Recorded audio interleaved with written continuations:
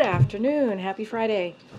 I'm going to be really quick here at the top. As you can see, we have our National Security Advisor, Jake Sullivan, here. He's going to preview the President's trip next week to the UN General Assembly and also take any foreign policy questions you all may have. Jake? Thanks, Karine, and good to see all of you guys again, including those of you who made the round-the-world trip just a few days ago.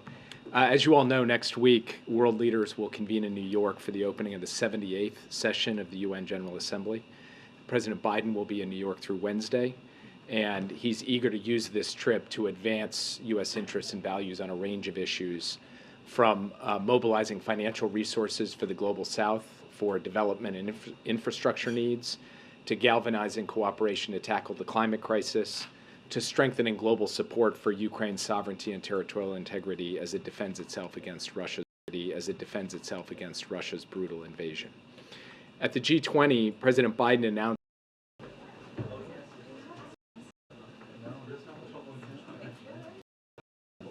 really quick here.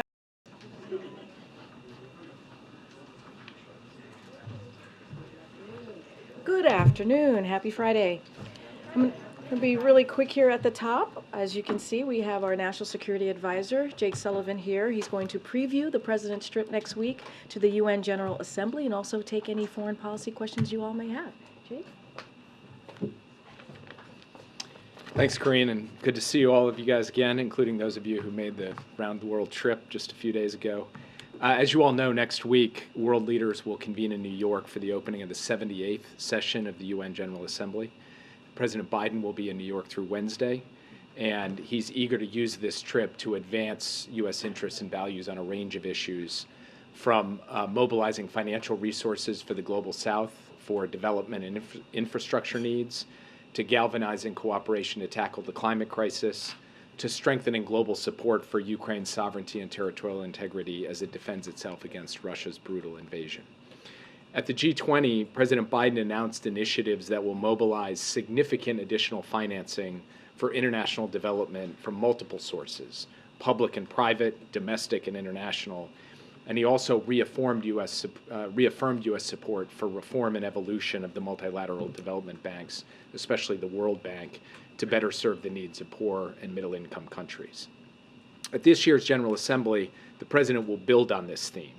He will also reaffirm and advocate for the principles at the core of our international order, including the UN Charter, the Universal Declaration of Human Rights, and he will underscore the need for the UN and all multilateral institutions to be more representative, democratic, and effective.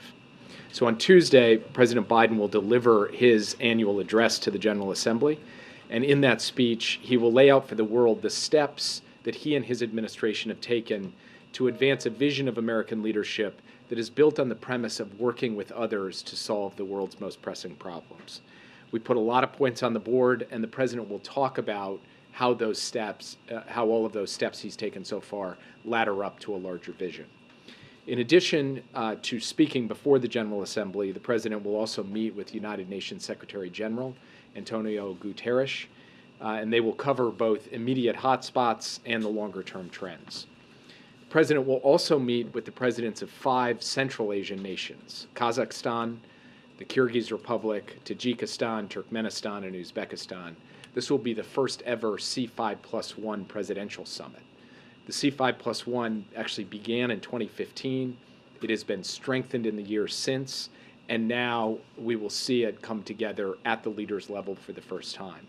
And this inaugural summit will allow for the leaders to discuss a range of issues, from regional security to trade and connectivity to climate change and ongoing reforms to improve governance and the rule of law. The President will also host the traditional reception with world leaders, where he'll have the chance to engage with dozens of heads of state and government from around the world. On Wednesday, the President will have the opportunity to hold a bilateral meeting with President Lula, as well as join him in an event with labor leaders from Brazil and the United States to highlight the central and critical role that workers play in building a sustainable, democratic, equitable, and peaceful world. Also on Wednesday, President Biden will sit down with Prime Minister Benjamin Netanyahu of Israel to discuss a range of bilateral and regional issues focused on the shared democratic values between the United States and Israel, and a vision for a more stable and prosperous and integrated region, as well as to compare notes on effectively countering and deterring Iran. President Biden will then return to Washington to host President Zelensky of Ukraine here at the White House on Thursday. And this will be their third meeting here at the White House, and it certainly comes at a critical time, as Russia desperately seeks help from countries like North Korea for its brutal war in Ukraine, as Ukrainian forces continue to make progress in their counteroffensive, and just after the next Ukraine Defense Contact Group meeting that Secretary Austin is organizing with dozens of our allies and partners in Europe earlier next week, as we continue to coordinate the provision of arms and equipment to help Ukrainian forces. President Biden looks forward to hearing President Zelensky's perspective on all of this, and to reaffirm for the world and for the United States, for the American people, his commitment to continuing to lead the world in supporting Ukraine as it defends its independence, its sovereignty, and its territorial integrity. Let me close with this. President Biden is going to head to New York, head into next week with the United States in a position of strength and confidence, with strong allies, with new partners, with the vision for institutional reform at the UN, at the World Bank, and elsewhere, and with initiatives to deliver on infrastructure, on health, on climate, and other global public goods. And we see at this point a strong demand signal for more American engagement, for more American investment, for more American presence across all continents and all quarters of the world. So he is very much looking forward to the opportunity that next week provides. And with that, I'd be happy to take your questions. Yeah. What will President Biden's message on Ukraine be at his UN speech? And are you preparing a new military package for Ukraine? We are always preparing a new military package for Ukraine. As you know, we do these presidential drawdown packages essentially every couple of weeks. And I think you can anticipate that there will be a further announcement of additional resources and capabilities, additional weapons to go to Ukraine as they continue this counteroffensive and to defend against Russian attacks at some point next week. With respect to his speech, the president will have a substantial section of the speech devoted to the war in Ukraine. He will talk about the fundamental fact that the United Nations Charter, the charter that founded the organization that everybody is gathering next week in New York to engage with, speaks to the basic proposition that countries cannot attack their neighbors and steal their territory by force. That was also a proposition that was at the core of the G20 statement last weekend. It will be a set of principles that he lays out in this speech as he continues to advocate for the very large number of nations that have stood with Ukraine in the UN General Assembly to continue to stand with Ukraine.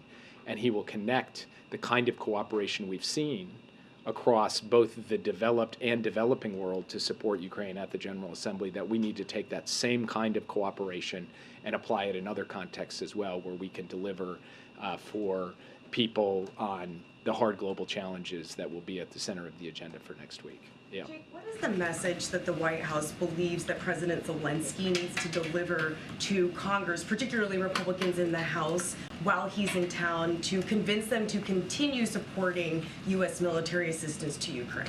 Frankly, I don't believe President Zelensky needs our advice to be an advocate for what Ukraine needs. He has proven over the course of the past 18, 19 months that there is no better advocate for his country, for his people, and for the urgent and continuing need for countries like the United States and our allies and partners to step up to provide the necessary tools and resources that Ukraine needs to be able to effectively defend itself. He will come do that this time, as he has done before. He's had the opportunity in Kyiv over the course of the past several months to host both Democrats and Republicans from both the House and the Senate. So he is very much abreast of the perspective and the discussions that are taking place up on Capitol Hill. And I think he's looking forward to the opportunity not just to see President Biden here at the White House, but also to see congressional leaders from both parties to make the case that the United States has been a great friend and partner to Ukraine throughout this entire brutal war, and that the United States should continue to do that. We have confidence that there will be bipartisan support for this. I think President Zelensky does as well, and he wants to build momentum towards that as we head to the end of the month. Yeah. To that point, how do you have that confidence? Given the showdown on Capitol Hill, how can the president give assurances to President Zelensky that there will be additional funding? Look, President Biden doesn't build his Ukraine policy on assurances or promises. He builds it on delivering, and we have delivered multiple rounds of supplemental funding that passed with large bipartisan majorities. We believe, based on our consultations on the Hill, that there continues to be strong bipartisan support in both houses for continued funding because, frankly, Republicans and Democrats both recognize that the United States cannot, in its own naked self-interest, let alone the moral obligations we have, walk away from Ukraine at this critical moment. So we believe that whatever other toing and froing there is in the legislative context, that at the end of the day, the United States will be able to continue to deliver for Ukraine and continue to be able to lead a diverse coalition of countries that are also stepping up to deliver. I mentioned in my opening that Lloyd Austin is hosting another contact group meeting next week. And we expect to see other countries stepping up on air defense, on ammunition, on other capabilities increasingly, that they are sharing the burden, our European partners and others, alongside the United States. And we are showing that to the Congress to say this isn't just about the United States alone. This is about the United States with the free world and friends of the free world stepping up together to continue to deliver for Ukraine. Yeah. Jake, so just to clarify, so are you not concerned at all about Ukraine funding and extra aid getting kind of wrapped up or kind of mixed into the shutdown situation? I spend my life concerned about everything under the sun, as those of you who know me know. I never sleep easily at night about anything. The point I'm making is not about what's going to happen on a particular day, a particular vote, or, as I said before, the toing and froing of the legislation. The point I'm making is to look at the bigger picture. In the bigger picture, I do believe that the United States will be there on a bipartisan basis to continue supporting funding. I don't know if you can say that, but can you talk, do you anticipate that Zelensky will be meeting with McCarthy and Republican leaders as well on this trip? It's not for me to announce his meetings up on the Hill. I will say that we have every expectation that he will meet with both Democrats and Republicans from both branches of government on the Hill. What the nature of those meetings will be, who exactly will be in them, I'll leave it to the leaders in the House and the Senate to make their announcements. Yeah. Thank you, Jake. I know you said the president's going to be meeting with Netanyahu next week when he's at UNGA. Is there a possibility that he'll meet with the Saudi Crown Prince as well to discuss the potential peace deal? I'm not aware that the Saudi Crown Prince is coming to the UN General Assembly, but we do not have a meeting scheduled with him for next week. Yeah. Thanks, Jake. A little change of topic. In the UK, there was a staffer in the British Parliament who was arrested and charged on the suspicion of being a Chinese spy. Are you guys worried there might be such an infiltration here on Capitol Hill or in one of the U.S. agencies? I don't have any specific information with respect to that, but of course the United States takes very seriously the possibility of espionage by a wide range of countries, whether that's cyber-enabled, human, signals intelligence, you name it. And we have a counterintelligence enterprise across the U.S. government precisely to deal with that, but nothing specific to speak to at this time. Yeah. Thank you, Jake. A couple of questions. First, on the Houthis visit, you issued a statement welcoming that. How significant is this? And do you see the Saudis' role now moving from being a party to the war to more of a moderating or mediating rather in the conflict in Yemen? And I have a question on Iran. We believe that the Houthi visit is a significant step. It is the first time we have seen this happen in a very long time. It comes at a moment when we are 18 months in now to a truce that has abated the violence in what had been the most violent and catastrophic conflict going, a couple of years ago. And it has been a paramount priority of the Biden administration to de-escalate and ultimately end that war. And we commend the government of Oman for what they have done to help facilitate this.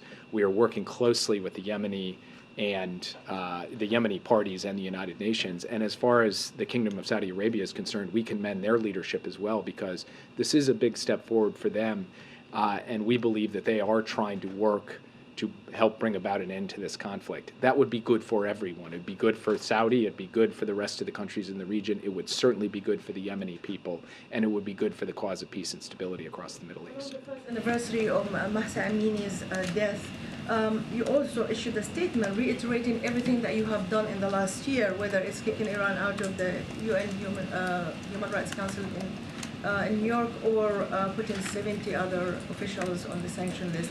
But we haven't seen anything to coincide with this 1 year anniversary. Do you think that anything the administration might have announced will complicate the prisoners deal, or do you see it separately, and why you didn't issue anything new? In fact, we are issuing today additional sanctions, more than 24 additional entities and individuals involved in repression in Iran, and we'll continue to do that. We'll continue to sanction Iranian behavior, whether it is flouting basic norms of human rights contained in the Universal Declaration, or it's relative to the work that Iran is doing to provide weapons to Russia to kill Ukrainian civilians, and we'll have more designations on that in the coming days.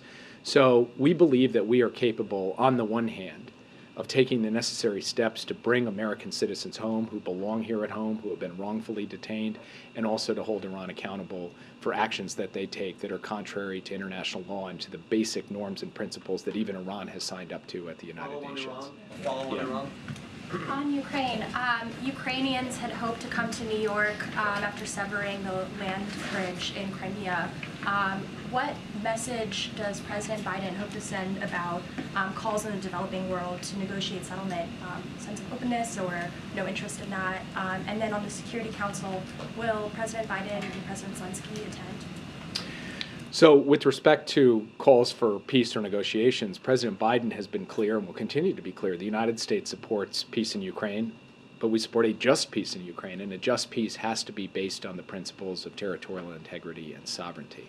And incidentally, many of those countries that you're referring to in Africa and Southeast Asia and Latin America have actually reinforced the idea that they're not just generically calling for peace, they are calling for peace based on the very same principles that the United States supports: sovereignty, territorial integrity, and the proposition that you cannot simply rip off another country's territory by force. And you can't attack civilian infrastructure and try to destroy grain or energy capabilities that are sustaining human life and the economy of Ukraine. So we actually believe that we have, over the course of the past several months, built a strong engagement and dialogue with the Global South on what ultimately a just peace looks like. It does not seem that Russia is particularly serious about that at the moment, and so our job, from our perspective, is to provide Ukraine with the tools it needs to be in the best possible position on the battlefield so that it can be in the best possible position at the negotiating table. And the last thing that I would say, and we say this not just at podiums, but to our partners in the Global South, nothing about Ukraine without Ukraine. Nobody is going to negotiate Ukraine's future without Ukraine being the judge of their own decisions, not us or anyone else imposing outcomes upon them. Yeah. Security Council? So just to follow Oh, up. I'm sorry. What was the On the Security Council question? Will President Biden and President Zelensky attend? We don't currently have plans for the president to be there, but I can't rule it out. But at the moment, I don't have anything to announce on that. Thank you, Jake. Those two questions, Jake, you mentioned the Global South, and I think there's a lot of concern from the Global South that Ukraine is taking up a lot of oxygen at this and previous UNGA. And so how would the president balance the needs of the Global South countries, particularly, on debt reduction and climate change and so on, and rally support for Ukraine at the same time? And also just to follow up on your point about making the General Assembly making the UN a more representative and democratic and effective body, where are we in terms of the president's support to reform the Security Council? The president, in his UN General Assembly speech last year, actually laid out his view that we need to add additional both permanent and non-permanent members to the UN Security Council, and that we need a wider geographic representation on the Security Council. He will reinforce and reiterate that commitment this year as well.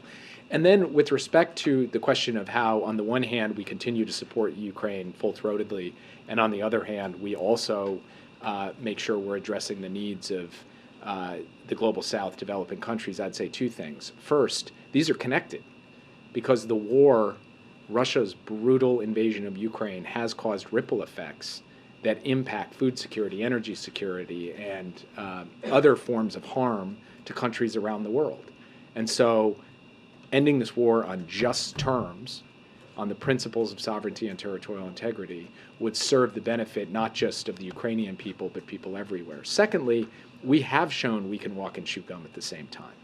We have strongly supported Ukraine at the same moment that we've put forward ambitious proposals on World Bank reform, that we have led at the table on debt relief, that we have mobilized tens of billions of dollars for infrastructure needs in developing countries, that we've announced new significant projects in every significant corner of the world that is meant to deliver for the needs of people in those countries, and we're going to continue to do that. And the president's speech will reflect that as well. Yeah. Moscow said there was no agreement reached after the meetings with North Korea and Eastern Russia. What's your evaluation of what we've seen during the last days? Look, we're not going to take their word for that or basically anything they say. We'll see what actually ends up happening. Our view has been before the visit and after the visit that talks about the provision of weapons by North Korea to Russia to kill Ukrainians have been advancing and continue to advance. I can't name a specific agreement for you today, but we take a look at that with a heavy grain of salt. And as for the meeting with Lula next week, will there be a moment to talk about the situation in Venezuela? What's your evaluation of how much progress has been made on the Venezuelan side for a change in the sanctions and considering the progress in the electoral on the electoral side in Venezuela? My question, I'll rephrase it. Have you heard anything from Venezuela that brings you closer to reconsider sanctions? I'm not going to handicap the progress or characterize the progress. I'm just going to say what our position is and what we've communicated to the Venezuelans and have said publicly, which is we are prepared on a step-by-step basis to provide sanctions relief to Venezuela as long as they are meeting milestones towards credible elections. And this has to be on the basis of reciprocity. They understand where we are on this, and time will tell whether, in fact, there is the possibility of moving forward along a roadmap that involves this kind of step-by-step set of actions on both sides. Time will tell. Yeah. Thank you, Jake. I have a question on Russia, China, and North Korea. First question is, Russia and China will work together to neutralize all sanctions against North Korea currently being posted by the UN Security Council. Are you satisfied with the current role of the UN Security Council? And second question, at the meeting between the President Putin and the Belarusian President Lukashenko yesterday, President Putin announced that the cooperation between Russia, North Korea, and Belarus. What signal do you think this sends? So it's hard for me to characterize this trilateral cooperation. We'll see what comes of that. That at the moment feels like words, but we'll see what it translates into in terms of actions. With respect to the UN Security Council, there are a number of UN Security Council resolutions that as permanent members of the UN Security Council, both Russia and China have legal obligations to enforce and uphold. And it is the case that we have very real concerns based on what Russia has just done, that they are going to live up to their basic responsibility as a permanent member of the UN Security Council on the basis of those resolutions. So we will continue in New York and here in Washington and working with both Tokyo and Seoul to continue to raise the fact that these resolutions are on the books and that they need to be enforced. I would not put Russia and China in precisely the same box on the question of North Korea. Obviously, Russia has taken this step forward. We are continuing to communicate to Beijing that we expect that they will uphold their responsibility with respect to the enforcement of these resolutions, and we will continue to press for further action in New York in response to provocations and other steps that North Korea takes that are in violation of international law. Final point I would make, yesterday we held the first of our commitment to consult mechanism engagements at the National Security Advisor level in response to this meeting between Kim Jong-un and Putin. So I spoke with my counterparts from Japan and South Korea. The three of us had the opportunity to compare notes on this and to coordinate what steps we will take in the coming days and weeks. So we are very closely aligned on a trilateral basis to respond to anything that Russia chooses to do with North Korea on a going forward basis. Yeah. Thanks a lot, Jake. I want to ask you about the communique concerning Ukraine that came out at the conclusion of the G20. The communique reads a lot differently than the communique that came out the prior year at the G20 in Bali, Indonesia. It is more neutral. It's tepid versus the prior communique that was released. What is the reaction that you've received from your Ukrainian counterpart to that statement that came out at the G20? I have not received any kind of formal or really informal reaction from Ukraine with respect to the G20 communique. What they're focused on, what Ukraine is focused on, is the process that began in Copenhagen, continued in Jeddah, which is an opportunity for Ukraine itself to be able to engage with the countries of the Global South and find a way forward towards a common understanding of the principles upon which the just peace should be based. And actually, the conversations in both Copenhagen and Jeddah bear a strong resemblance to the propositions that are laid down in that communique. First, the paramount centrality of territorial integrity and sovereignty. Second, the statement that it is totally unacceptable for any country to use force to violate the territorial integrity of another country. Third, that attacking grain infrastructure or civilian infrastructure should be totally off limits. And fourth, the threat or use of nuclear weapons in a conflict like this should be inadmissible. Those four things, which all showed up in the G20 communique, all are powerful, and I would argue, in a way, not neutral statements in this context, because those are all four things that really say to Russia, what you are doing is not acceptable, are the same kind of four principles or premises that have been core to the conversation that Ukraine is having with its partners. So mainly, what they wanted to talk to me about in the aftermath of the G20 was, what was the nature of the conversation in the room? What is the attitude of key Global South countries about a just peace? And then how do we take and build upon the engagements that Ukraine has had in that process and move forward from there, consistent also with the principles that are laid out in Ukraine's own peace formula. So that's how we've had the conversation so far. I think we're very much aligned on how we think about a constructive, effective engagement with Global South countries. And when I say we, I mean Kyiv and Washington. And so we'll continue to work down that line accordingly. One other one here at home with this push to get additional Ukraine funding.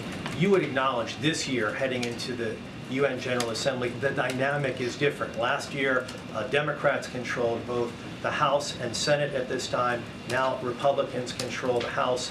The dynamic being different, does that make your job, the administration's job, that much more difficult to move forward with trying to get the aid that you think is necessary for Ukraine? Last week, I had the chance to sit with the leadership, Democratic and Republican, in the Senate, the leadership and the chairs and rankings of the major national security committees. Yesterday, I had the chance to sit with the Democratic and Republican leadership in the House and the chairs and ranking members of the key committees. And I've got to say, in those conversations, I felt the basic vibe, so to speak, the idea that the United States needs to come together on a bipartisan basis to support Ukraine felt as strong as it did a year ago on both sides of the aisle. But of course, I acknowledge that there's a difference between this Congress and the last Congress, and we'll have to contend with that as we go through the discussions that will continue in the days ahead on how to get Ukraine the resources it needs. Yeah. On the C5+1 summit at the UN, are there specific asks or deliverables that the administration is seeking from this bloc? And secondly, should that be viewed as a signal to China that this summit is happening? Look, this summit is not against any country. It is for a positive agenda that we want to work through with these countries. And so on your question of deliverables, we do expect to have a joint statement at the end of it that will lay out in key areas concrete things that we intend to work on and do together, and the United States will bring to the table some resources to be able to do that effectively. Yeah. Jake, I apologize if I missed it, but is the president not participating in Wednesday's climate summit? And if not, who will be dispatched from the U.S.?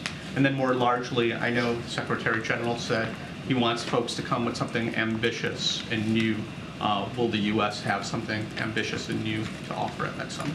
So currently, the president is not scheduled to participate in the UN Climate Summit on Wednesday. I will have to come back to you on who the U.S. representative is going to end up being, and I'll let that person speak to what the United States brings to that summit. Yeah. Thanks, Jake. Yesterday we saw a report on China that the defense minister has been the subject of an investigation. We also saw the US ambassador to Japan quoting Shakespeare about something being rotten in the state of Denmark and saying that this minister hasn't been seen for 3 weeks. Do you have any information on that, anything you can tell us? I don't have anything for you today on that. Yeah. Given the complex issues you've been talking about that the president is dealing with, and given your role being such a close advisor, I want to ask you about how you would describe to us the impact on a personal level that the president is going through with the indictment of his son, and does it have anything that you can see that affects his ability to prepare or his focus on these issues as he's going into a consequential week?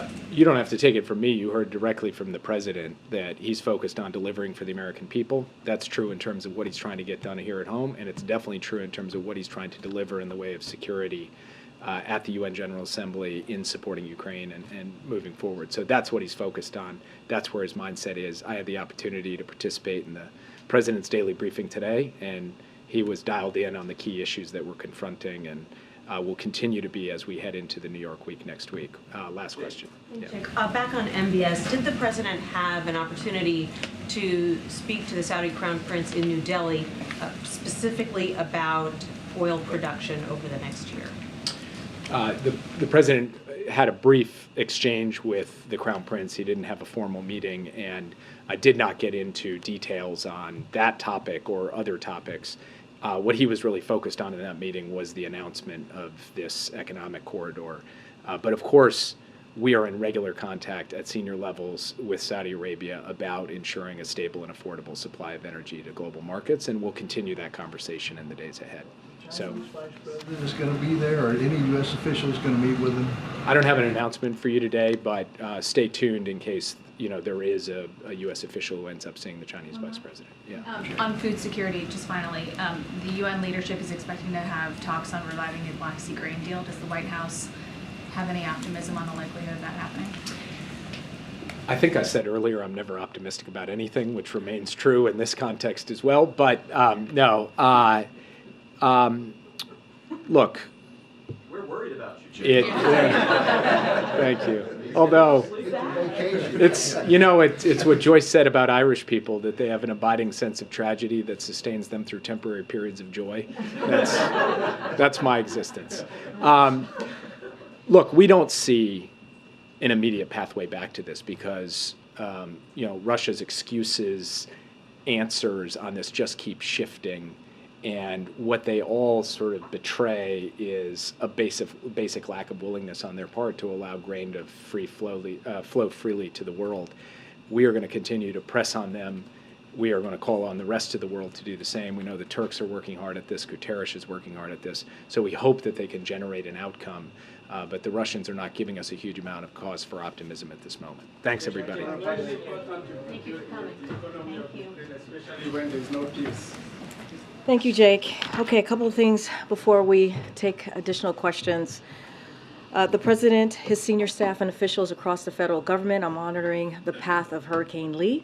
Late last night, the president immediately approved Maine's emergency declaration to help the state prepare for the impacts of Hurricane Lee. Additionally, FEMA Administrator Criswell has been in contact with governors from New Hampshire, Maine, Massachusetts, and Rhode Island, and FEMA has staged resources across New England to provide rapid federal assistance if needed.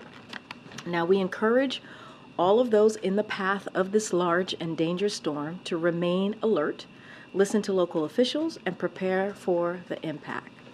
Visit ready.gov for tips on how to prepare. The president and his entire administration stand ready to support communities which may be impacted. As you all know, today is the first day of Hispanic Heritage Month. It is a time to honor the history and contributions of the Hispanic community to our nation. Next Thursday, September 21st, President Biden will attend the 46th Congressional Hispanic Caucus Institute Gala, and Vice President Harris will participate in a moderated conversation with young Latinos during the CHCI Leadership Conference.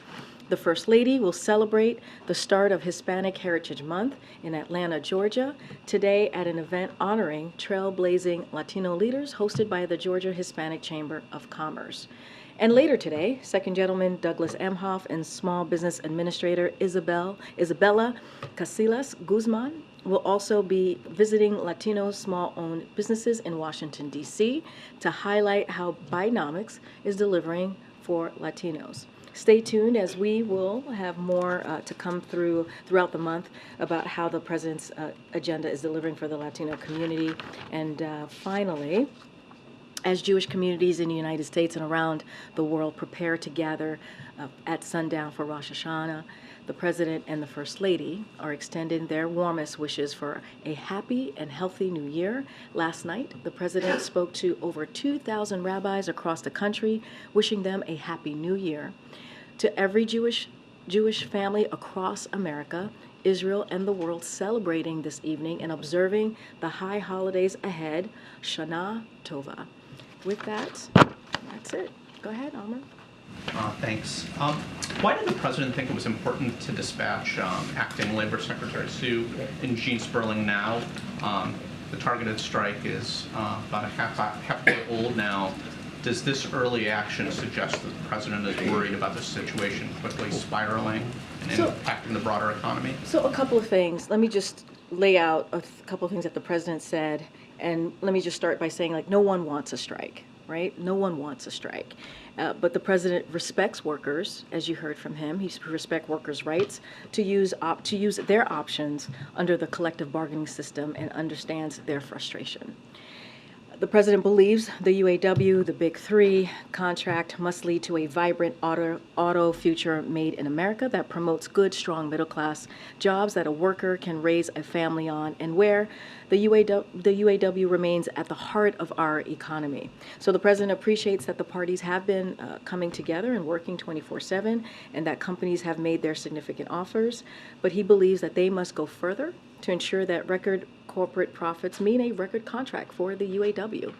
And so the negotiating parties are continuing their work. That's what we've heard from them. The UAW has made clear their desire to continue negotiations with the company on Saturday morning. That is tomorrow, as you all know. And as the president mentioned to your question about Julie Su and the acting secretary and Jean Sperling, as you know, they have been active in this from very early on, very early days of the negotiating process. They've made themselves available for conversations, and so we have mentioned that multiple times. Jean Sperling has certainly played as a coordinator role from the White House. So look, they are not.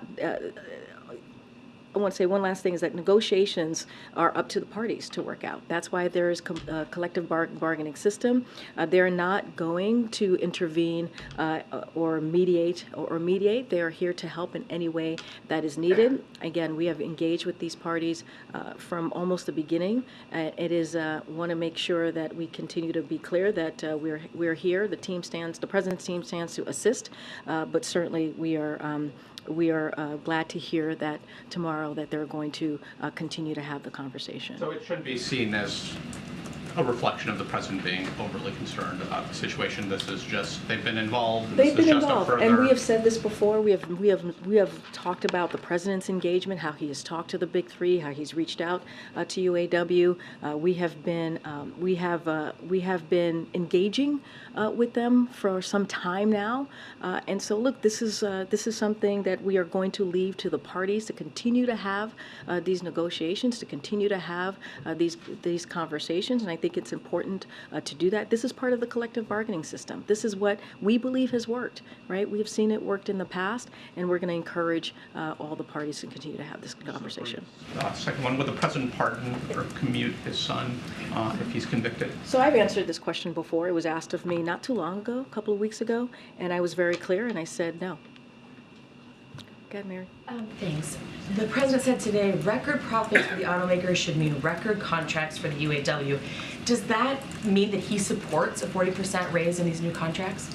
I'm not going to get into the specifics. I mean, the president has always said that that he believes in fair wages and fair benefits for workers. That is nothing new, right? He believes in making sure that workers are able to raise their family, right? To be able to have what they need to do that in a way that is very fair. And so that's nothing new. The president has said that. Look, what we're going to continue to say is the president is going to urge the parties back to the table to hammer out a win-win agreement. That's what the president wants to see. We appreciate the parties continuing to do that on a 24/7 basis, and the president believes that the companies must go further, as you just mentioned, to ensure that record profits mean a record contract. And it's simple as that. He wants. I'm not going to get into the specifics. What the president made himself very clear. We have always been really clear. He respects workers' rights to use their options for collective bargaining. That's what we're seeing. The collective bargaining system works. We've seen that happen multiple times in the last 2 years under this president, and certainly he understands their frustration, but he's going to continue to encourage to have that conversation, continuing to negotiate. Can you tell us if the president has talked to his son since these charges came down yesterday? Yeah, there's nothing new here. As I've been asked that question many times, I'm not going to get into private conversations that the president has with his family. Just not going to speak to it. Will those conversations, though, have to change given the heightened scrutiny of these charges? I'm just not going to get into private conversations that the president has with his family. How damaging do you expect the strike to be to the U.S. economy? So I'm not going to certainly not get into hypotheticals from here. Look, we are going to continue to monitor. That is something that we do here to see what is going to be happening here, and we're closely monitoring the situation. But no decision has been made on any path forward. And so again, we're going to monitor. We're going to encourage, and we're actually we're happy to see that the negotiation is continuing to happen, to continue to occur. We're going to see them, as the UAW stated, they're going to get back together tomorrow, Saturday morning, and so that's what the president wants to see: collective bargaining happening at this level, at this time. Hoping for a quick agreement? Is that what Jean and Julie are going to try I to mean, get? look, Jean and Julie, as I mentioned, the acting secretary of Labor, and also Jean Sperling, who has played coordinator throughout this process, is going to do what they've been doing, engaging, offering assistance if they need it. And so we're going to continue to stay engaged. We're going to continue to monitor. This is nothing new. They've been engaging for some time now. But of course, this is up to the parties to come up with a win-win, we believe, agreement so that we can move forward. Okay, Kayla. Thank you, Karine. The president's remarks today were seen as a pretty firm endorsement of the workers' position. Previously, the White House had avoided taking sides, encouraging both parties to stay at the table. What changed? I don't think anything's changed. I mean, the president has always been a pro-union president. I mean, you have heard us say that he is seen as the most pro-union president that we've had thus far. And so, you know, the president respects workers' rights. He does. He respects their rights to collective bargaining. We believe it is something that is important that they have the right to choose to use. And he understands their frustration. He believes that workers should be able to ask and to get fair pay and fair benefits. And that's nothing new. That is nothing new. So again, you heard directly from this president, the negotiating parties are continuing to work.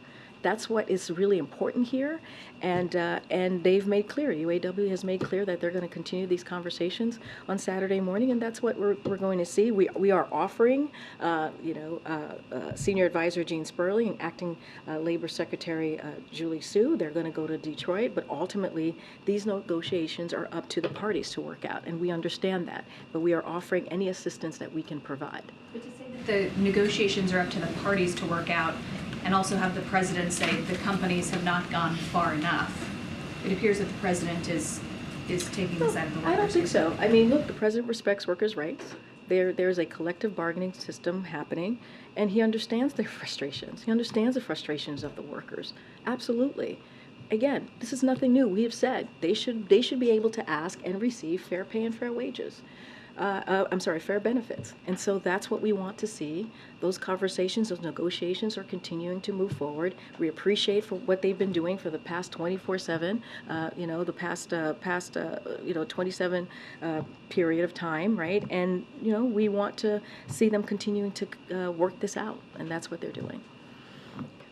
Can you speak to some of the difficult intersections here for the president? He obviously supports electric vehicles and development of that. He clearly supports labor, as you've discussed.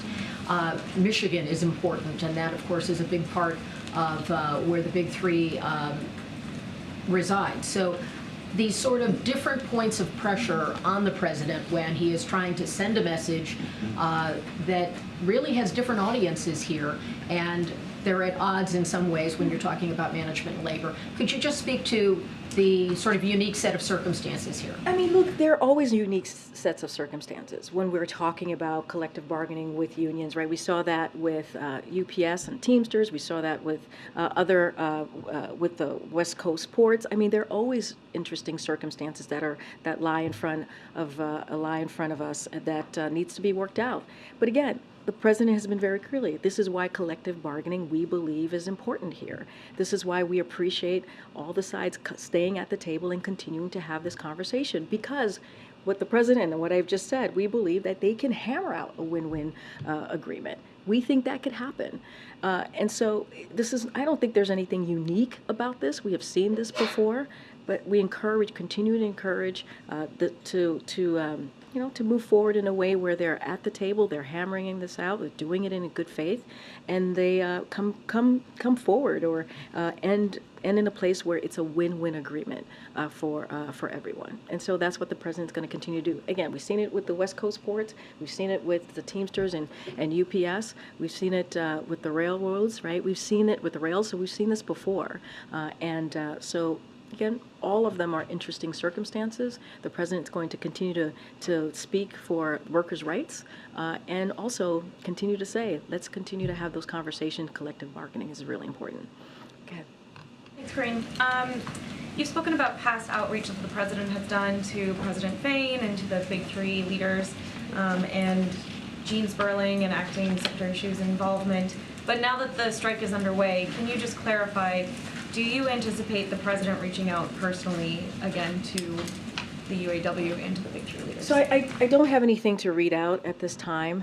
You heard directly from the president and how he wants to see a win-win agreement for folks to continue to stay at the table. Just don't have anything to read out as far as a conversation that the president's going to have.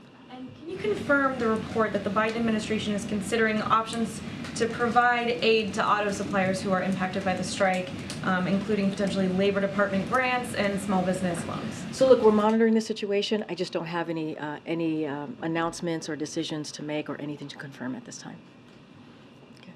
Thanks, Karine. Is the White House planning to have a news conference next Thursday when President Zelensky visits the White House? So you just heard from the National Security Advisor. He just announced the visit from President Zelensky. We're going to hammer out what that day looks like, what the logistics are going to be. I just don't have anything at this time.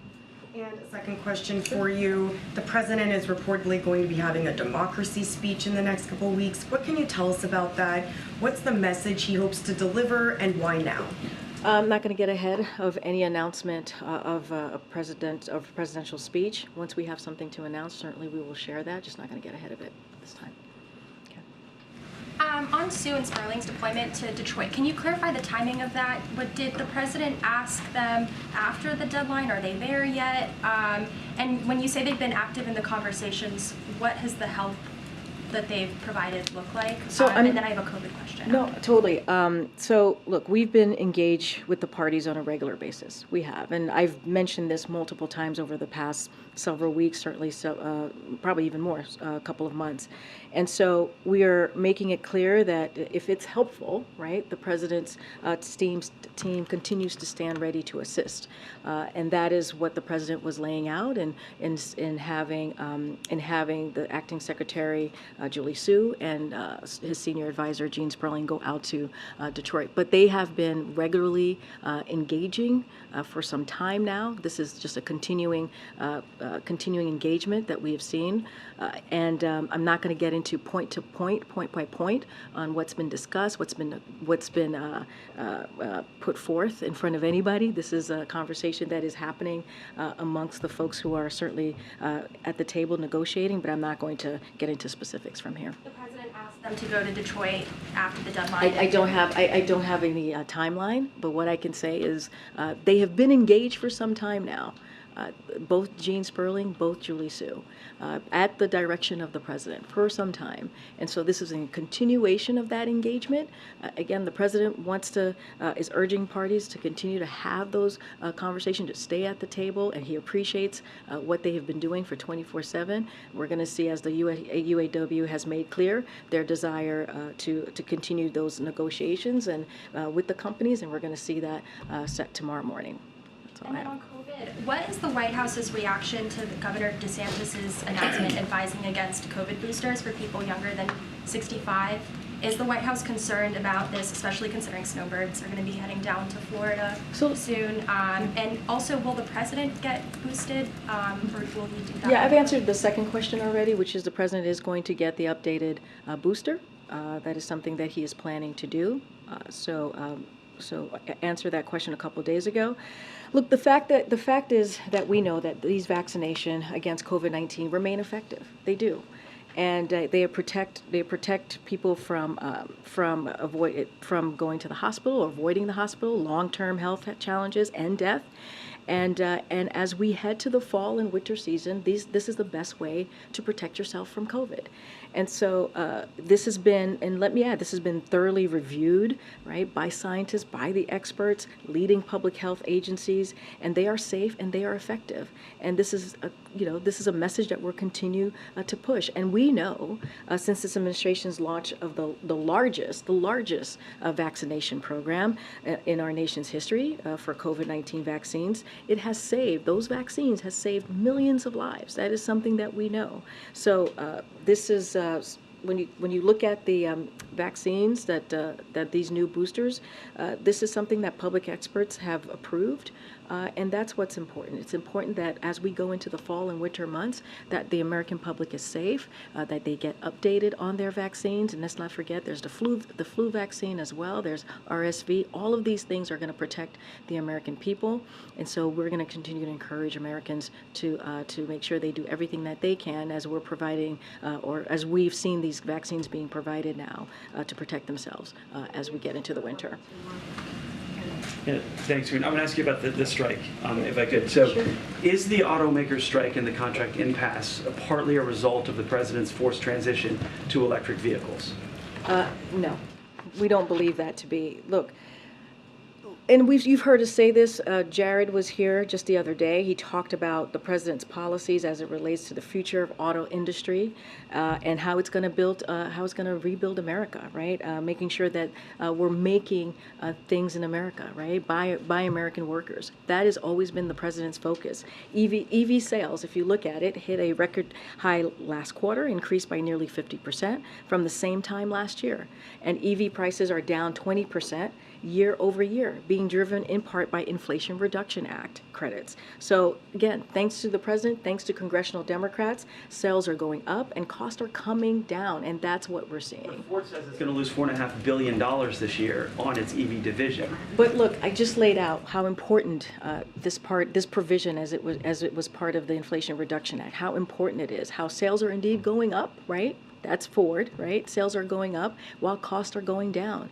Really important for bringing manufacturing jobs here, making sure we're building in America, also making sure that we're dealing with the climate crisis. This is what the president's focus is on, right? Making sure that we rebuild an industry back in America, as well as bringing jobs back here too. And so that's what we're seeing. Again, sales are going up and costs are going down. One more quick thing. I want to get your reaction. The U.S. Chamber of Commerce president released a statement saying, and I'm going to read this, the quote, "The UAW strike, and indeed the summer of strikes, is the natural result of the Biden administration's whole-of-government approach to promoting unionization at all costs.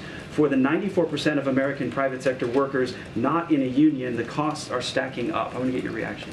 My reaction is this. The president believes that collective bargaining works. That's what he believes, and we've seen that work. And it is important that workers are able to have benefits and wages so that they can raise their family.